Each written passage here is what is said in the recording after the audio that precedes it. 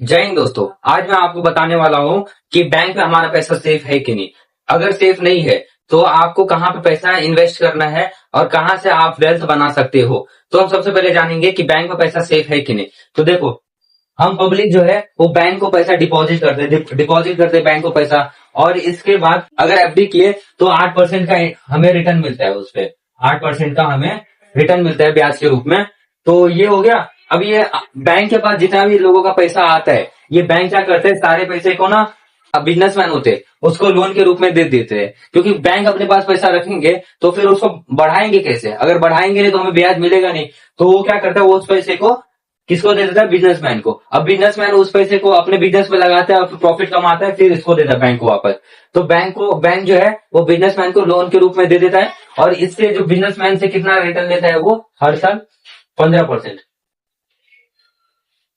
15% का रिटर्न लेता है, और ये 15% में से हमें 8% दे देता है। बाकी का जो 7% है वो खुद रख लेता है, बाकी का 7% वो खुद ही रख लेता है। तो ये हो गया।